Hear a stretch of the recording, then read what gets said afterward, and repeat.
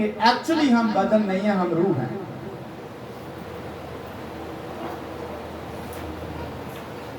कितने हैं जो आदम से पैदा हुए? हाँ, जो आदम से पैदा हुए हाथ दिखाएं।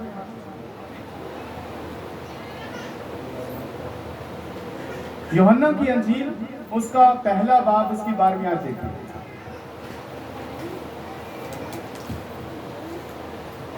यूहन्ना की अंजील पहला बाब 12वीं आयत।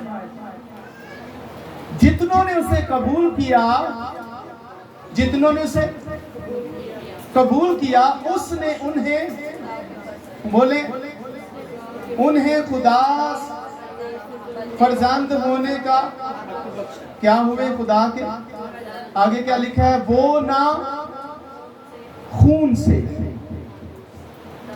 वो ना खून से, ना जिस्म की ख्वाहिश से, ना इंसान के इरादा से। आमीन। किससे पैदा हुए? खुदा से। क्या हम खून से पैदा हुए?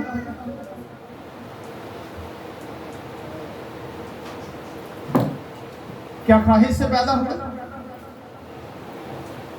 क्या इंसान के इरादा से पैदा हुए? जो आदम है, आदमी से है, वो आदम की नस्ल है, वो खून से पैदा हुआ, इंसान की ख्वाहिश से पैदा हुआ, इंसान के इरादा से पैदा हुआ। पर जो खुदा से पैदा हुआ, वो खून से पैदा नहीं हुआ, और वो ख्वाहिश से पैदा नहीं हुआ, और वो इंसान के इरादे से पैदा नहीं हुआ। किससे पैदा हुआ? खुदा से पैदा हुआ। खुदा क्या है? रूह है। और जो पैदा हुआ वो क्या है? रूह है। क्योंकि वो जिस्म से जिस्म पैदा नहीं हुआ, रूह से रूह पैदा हुआ है। पर ये कौन सा रूहानी है? ये कौन सी रूह है? दो घंटे वाली है। फिर ये जिस्मानी है या रूहानी है? कौन है? जिस्मानी है, ये रूहानी नहीं है। रूहानी जो है वो बाइबल में लिखा है रूह को खुश करने के ध्यान में रहता है, रूह को खुश करना चाहता है। पर जो जिस्मानी है वो जिस्म को खुश करने के चक्कर में रहता है।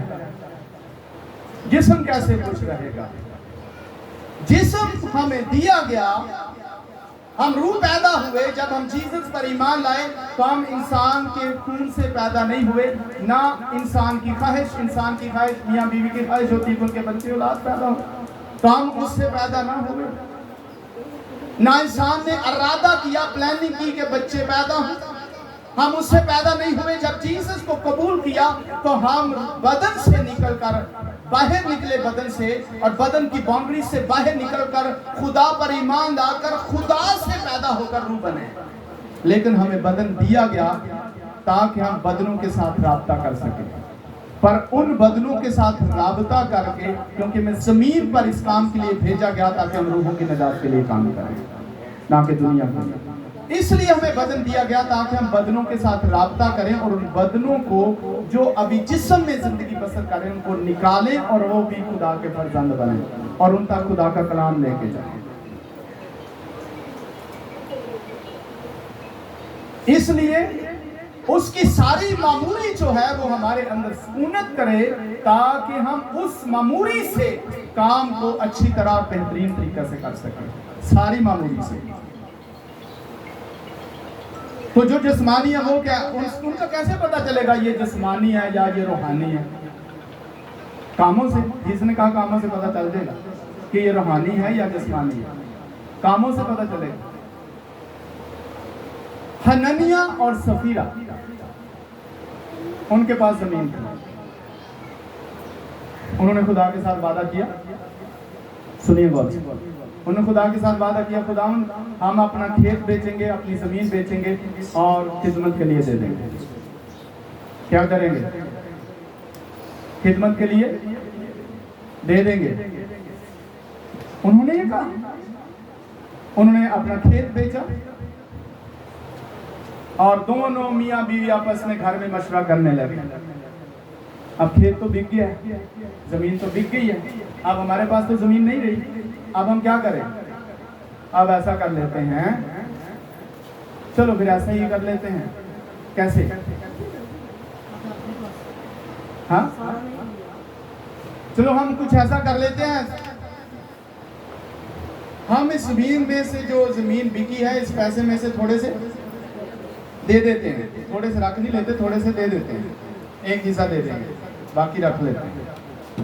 क्योंकि अब हमारे पास जमीन नहीं है तो हम आगे क्या करेंगे, खाएंगे क्या? तो जाकर बोल देंगे। रूहानी है ना, ये रूहानी है, यही तो रूहानियत है कलीसिया में, यही रूहानियत है। जो जाके बोलते हैं उनको क्या पता है?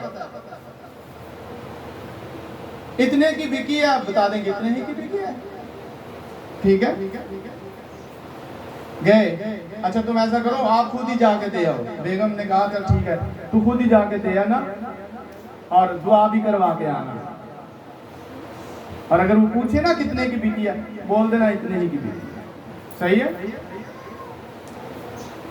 गया है पैसे काट के जरा, हाँ, चौड़ा हो के चर्च पैसे दे रहे ना उन्हें, चौड़ा हो गया और जाके पैसे दिए हैं।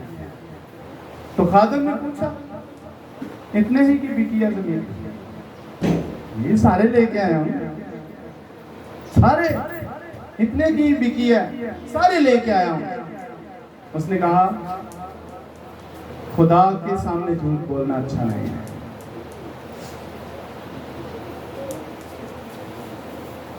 किसके सामने झूठ बोल रहा है?